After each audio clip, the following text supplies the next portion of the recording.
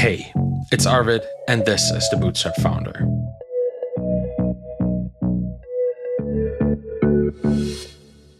Let's talk about handling multiple ICPs, that's ideal customer profiles, as a solo founder. This is something that I've been wrestling with a lot at Podscan over the last year and a half. And I know that many of you face the exact same challenge that I've been facing. You're building this product that could serve 2 or 3 or maybe even 5 different ideal customer profiles from different industries, different kinds of people. And you're trying to figure out how to keep them all balanced, how to learn about them, how to deal with them, or whether you should even try. And before we get to that, a word from our sponsor, Paddle.com, because no matter how many customer types I have, I charge them all the same way by using Paddle as my merchant of record. They take care of all the taxes, sales tax and stuff, the currencies, they track the client transactions, try to recapture them for me. They update credit cards when that needs to happen so that I can focus on dealing with my competitors and my customers and not with banks and financial regulators along the way. If you think you would rather just want to build your own product and focus on that, do check out Paddle.com as your payment provider. I run a small software as a service business that has several ideal customer profiles just by the nature of what Podscan is. And as somebody with limited time and limited capacity to make a product appealing to particular groups, doing this pretty much solo, I have learned how to juggle trying to sell to several different potential audiences at the same time. Or more like I had to learn how to do this right, because that's just what the dynamics of trying to build this business on my own have kind of forced me into. And no matter how much we try to niche down with these businesses, which is something that a lot of founders do very intentionally, we often find that when it's software, we are building something that is by design quite flexible, and that's so flexible that different kinds of people can use it. Just look at Peter Level's Photo AI, for example. And this is ostensibly a B2C product, so it's not necessarily the same thing that most indie hackers build when they build these kind of B2B enterprisey or at least like fewer customers products. But even with the B2C product, this serves as a good example because it serves pretty much everybody, but some people more than others. It's trying to serve people who need passport photos, while he also is serving people who are using these AI-generated photos for marketing purposes or for social media posting or to put it into their dating app profiles. And there's so many different audiences that he could potentially serve. But if you look on the Photo AI website, you see that he picked out a couple to actually serve well and wants to serve as many of them as possible. But even there, in the B2C world where everybody could be a customer because everybody needs photos, Peter niches down to a couple of these ICPs. And this gets, I'm not sure if you should call it gets worse at this point, but it becomes more prevalent when you're going into the world of B2B, into the world of bigger companies or even enterprise, where you're trying to serve these larger businesses with their products. In an enterprise situation, customers expect to be very clearly spoken to by marketing materials. It's not necessarily the same for B2C, where people are like, okay, is this something for me? B2B, people expect to be clearly told this is for you. If you're trying to speak from the same location to many different people, you are effectively diluting your own messaging by just trying to reach multiple people at the same time. Yet there is a lot of value in trying to reach different customer profiles, particularly for businesses that are still very early, because in this phase of trying to find product market fit, you don't want to set your sights on one particular customer too early. You still want to be able to experiment and see what else is out there and if you can reach them, maybe better than anyone you've ever reached before. And that's my personal experience. That has been my personal experience with Podscan too. If you've been listening to past episodes of my podcast over the last year and a half or so, almost 2 years at this point, really, you find that not only did I set out to serve multiple customer types at the same time, I even went back and forth between which one I prioritized at any given time. For me, these customer groups were the marketing departments, the marketers, the public relations agencies, founders in the media and podcasting world, these kind of 2-ish, 3-ish groups, depending on if you put the first 2 in a bucket or if they are independent from each other. I'm still not fully decided on this. This should tell you everything about how flexible these groups are. And I recently added a couple more to this. I found that news agencies are a wonderful customer type for Podscan because more and more of them have signed up and actually find value.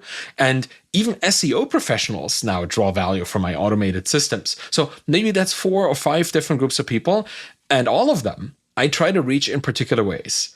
I will try to share with you how I go about this, because unless you're really clearly aware who you're going to focus all your efforts on, you kind of have to spread out your efforts for all these different groups. And I learned that you can't really target everyone, at least not at the same time. That's important for a solopreneur. That just spreads out your efforts too much, and you really don't get any clear results there. If you have 2 or 3 different customer types and you run 3 experiments, 1 for each, and signups go up, well, which one worked? If you don't really track exactly where these people came from, or if you do track it, but you're not really sure which of your efforts did the conversion bit, then it's not that meaningful. You can't really learn anything from that process other than you ran 3 things and 1, 2, 3 potentially of them worked, right? So personally, for somebody who has limited time and limited attention, it's pretty much every founder out there, I would focus very much on one effort at a time. And that looked like improving particular parts of the product or having conversations with particular kinds of people, kinds of customers at any given time for me.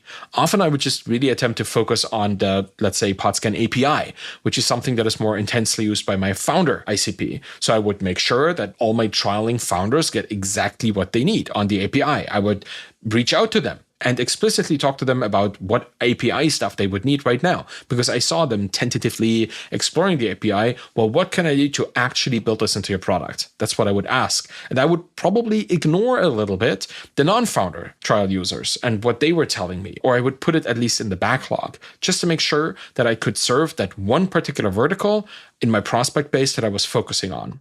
And then other times, obviously, it would switch back and forth, right? I would think, we've worked enough on the API. That's good now. People have what they need. And if there's anything else, they will tell me. And I need to get back to people who actually use the platform, the website. And I would see what these PR and marketing people needed. And for that in particular, demos became incredibly valuable, both for classification, but also for what do these people need in particular. So I have a demo button, like book a demo in the application, where people pretty much self-select into talking to me by how ambitious they were with what they were going to build on the product. Like the most ambitious people, the people who have felt a pain the strongest, were often the ones booking a demo. And those demos were really good for me. During the demo like this, I could figure out, first off, which bucket of my customer types do they fall into. That was often clear before. You could just check the domain and see, where do these people come from? What are they building? Maybe I could even check what alerts have they set up or what have they used the platform for, because I track this. But sometimes it became extremely apparent during the demo when it wasn't before. And then I could ask really precise questions about what their job to be done was, which would help me to figure out what I could do to help them further. I could ask them what they thought they needed from me. I could try to figure out what they didn't even know they might need, but were looking for in a product, in the outcomes that they were interested in, and what alternatives they were currently using. All of that kind of stuff was quite evident during those demo sessions because I could just ask them, right? That's something you don't really do during sign up, but you can in an actual conversation with somebody who's already kind of pre-selected into your vicinity, right? They already are interested enough to actually go through the ordeal, that's what I would call it, of a call, of a conversation, right? To take time out of the day to talk to you. So if you can actually offer people a demo of your product, no matter if your product is kind of self-explanatory or not, offer that demo, because that will give you so many opportunities to talk to your customer and figure out what they are and what they are about and what they need that no other system ever will. But since I can't have a demo with every single customer, I think 50 to 100 people sign up to Podscan every single day. Well, there are other things that I built. And I'm just going to go through the whole funnel from where they find it to when they sign up and how they use the product, starting with dedicated landing pages. I've created a landing page for each of my ideal customer profiles. Each of these ICPs has a landing page dedicated to them in a way that highlights particular values of the platform that are relevant for that particular group. You usually have these things in your footer or header navigation, a link to solutions, and in those solutions, either a dropdown or a standalone page, you have solutions for, in my case, media businesses, PR agencies, founders, podcast owners, SEO people, and so on.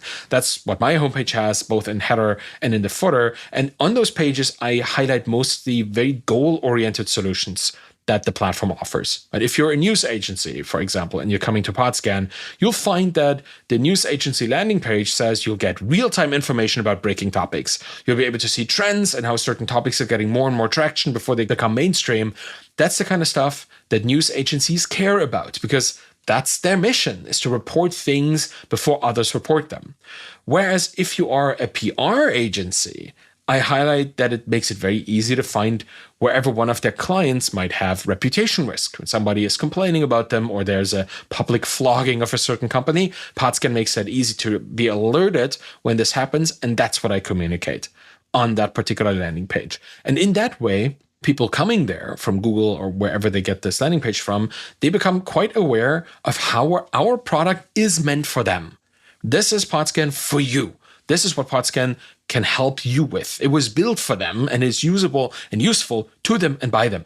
And that's something that I feel I have to very clearly communicate, because it can be used by so many different kinds of people, but each of them should feel like I'm speaking directly to their needs.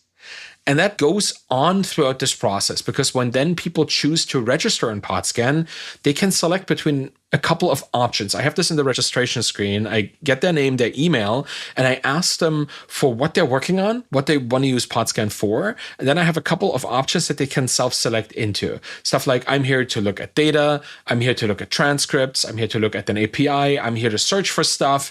This changes over time. It's kind of an experiment that I'm running as well to see how I can be more precise in figuring out what people need, but they can pretty much self-select into, I'm an analyst, I'm a founder, I'm a podcast owner, or I just want to look at a transcript. And I don't necessarily ask them specifically for the industry that they're from. I tend to be able to track this through the landing page. But even if I didn't know this, that happens in the next step in the in-platform onboarding that I do. Because when people come to Podscan for the first time, a wizard pops up, right? Like a screen that guides them through the first couple steps, which quite literally asks them what they want to do.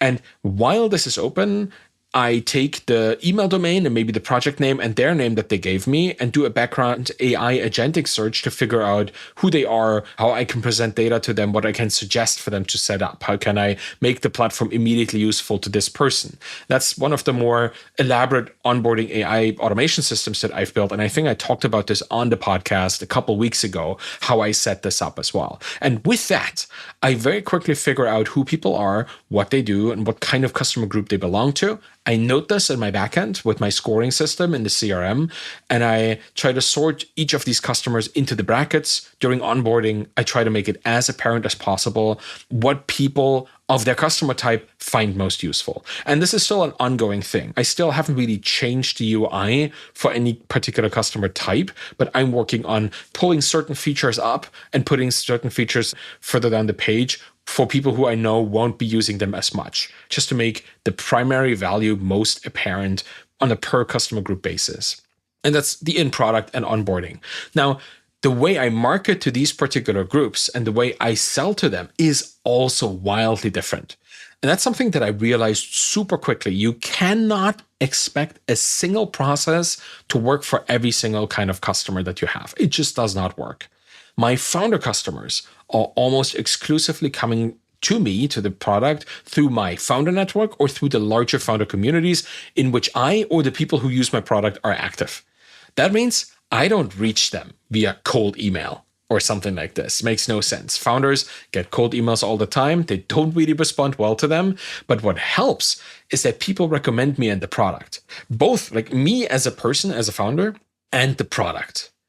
People who are working, let's say, with the API, who've used Podscan before, are recommending Podscan to somebody who they know might benefit from it. Which is why you will hear at the end of this podcast and at the end of every single podcast that I've had for the last couple of years, a shout out asking people to recommend me and Podscan to their peers, which they do. This works. And whenever somebody highlights Podscan or their use of Podscan on social media, I very strongly amplify it as well. I'm very grateful publicly because I actually am grateful for them shouting it out. And I try to expose them to my own audience so that they will be benefiting from more reach and be further encouraged to share this stuff on Twitter. Now, just a couple days ago, my dear founder friend Rob Walling shared publicly on Twitter how Podscan finds very interesting mentions of his name and the brands that he's interested in and the conversations around them to his own audience of almost 40,000 followers. On a meta level, I know that he'll be notified of this mention on this podcast by Podscan as well. And he will have another opportunity to talk about it, right? There's value in having a strong network of amazing and successful founders that know about your product, that use your product, and then spread it among their founder peers or other people that are interested in this and might be interested in being a customer of this product. And that's my logic here. And that's how that works for my ICP of founders. I have founders talk about it so that other founders learn about it. But this would never work for marketers or PR agencies, because that's not my network. To reach these people, I have to find alternative ways. That's directed sales, it's cold outreach, social outreach, being present on LinkedIn, going into specific communities that I know that these people go to, or at least listening to people's complaints and trying to figure out how to interact with them to highlight the benefit of potentially using Podscan. That could be in specialist newsletters that they are subscribed to, or Reddit, something like that. But it has to be different for each of my ICPs, because these people communicate very differently between each of these groups. They hang out in wildly different locations. They deal with cold emails differently, and they take peer recommendations either into account or they don't even give them. Because for some of my customer types, using Podscan is a massive edge that they will not share with their peers. Where a founder would immediately tell all of the other founders they know that they'd found a really cool way to increase their leads or reduce churn. For a financial analyst that has just found a new way to forecast a really good investment strategy or investment trend, well, they're not going to share this with their peers, right? That's who they're competing with for forecasting and trend analysis. They're not going to tell them. Having this edge is a barrier to word of mouth marketing here. So I need to have different ways to reach them, and I need to show them the edge that they might be having that somebody else already has, but I cannot rely on that person telling them. And all of the methods are very different between each of these groups. And I found that I have to have a different outreach, marketing, and sales approach and process for each of these ICPs. My biggest learning in all of this is, even though I am doing all of this personally, I have to almost be a different persona for each of them in terms of how I approach it, but even how I present myself. When I talk to my founder peers, for example, I can be colloquial. I can use memes. I can be funny. I can use references from the founder community, but I have to be much more professional when I talk to PR agencies who themselves are often like representatively formal to their clients. You have to speak the local language of that community. When you're in there, you have to learn this or find somebody who knows it if you want to be able to build a strong base into each of these profile groups. And between different onboarding systems and different internal feature presentations per customer group and process isolation, I would almost call it, when it comes to how to reach out and convert your customers, that's what I've so far learned with Podscan about having different ICPs. This is one of the first businesses that I've ever had that has these wildly different customer profiles.